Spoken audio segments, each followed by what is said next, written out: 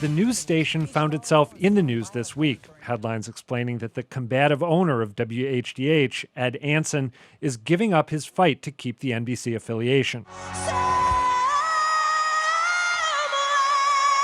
This means popular programs like The Voice and Sunday Night Football will no longer be on Channel 7.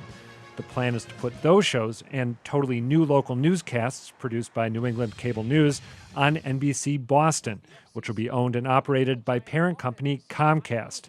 There's been backlash because NBC Boston reportedly will use a weaker over-the-air signal, leaving some of Boston and all of the South Shore without reception.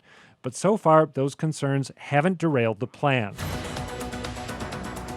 And what does this mean for WHDH?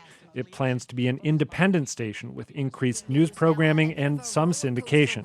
Anson redefined television here 23 years ago when he brought a glossy, high-paced product to Boston.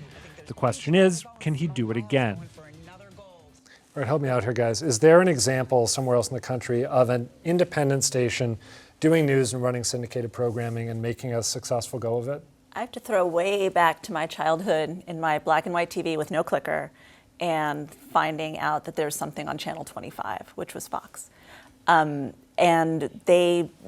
I can't really contrast that with now when you've got a zillion cable news channels.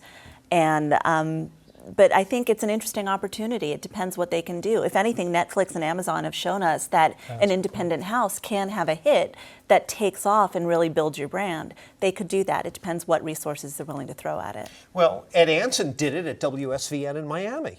I believe they originally were affiliated with a network. They got dropped. They were independent for a while. He turned it into a success by adding news blocks and dressing everybody in cocktail dresses, and some of those guys looked really good in those dresses, I got to say.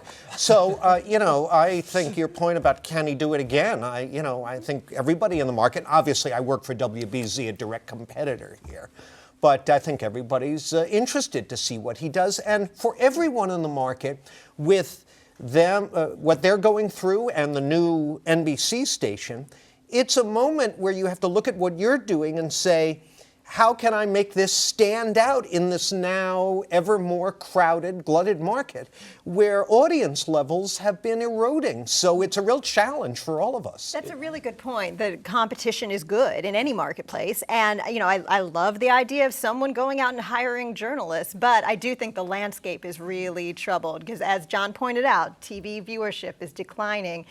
The appetite for local news. There's a real question about, I think there's a need for watchdog reporting. There's a need for coverage. Whether the people who need that are going to sit from 5 to 9 p.m. and watch any of it at that designated time on that designated station is the open question. Yeah, this is going to be a tough road. My Northeastern colleague, Alan Schroeder, talked with Shirley Leong of the Globe this week about this, and basically he said, if you were doing this from scratch, you would never do this. But he may be able to take advantage of, frankly, the confusion that's going to exist on people not being able to figure out where NBC is, and they just keep going to Channel 7, and maybe they'll like what they see, and maybe they'll stick with it. But it sounds like more and more local news, especially of the Channel 7 variety, of which I'm not a huge fan. It's very fast-paced. There's not a lot of what you would call public interest journalism, combined with less than compelling syndicated programming. It doesn't sound like a long-term formula for success, but who knows? Just briefly, I'm still trying to think through what this means for NECN. I've really enjoyed watching NECN over the years, but if they're becoming a production house for this new NBC affiliate, my immediate thought is that doesn't bode well for their long-term future. Am I wrong about that? No. I used to shoot segments for them when I was back at the Globe. And so I think they've always had, I think they've always had their fingers in a bunch of different pies. Maybe this is just another opportunity for them to further their brand. And by the way, you're already seeing the ripple effects. If you'll pardon me a quick plug, WBZ is going to have an 8 o'clock newscast starting a week from next Monday on their sister station, TV 38. So you're rapidly approaching a situation where at any hour of the day and night, you can tune in and get live local news. I think in the long run that's good, but we'll see how it works out. As Joanna said, competition's good. Yeah, and jobs.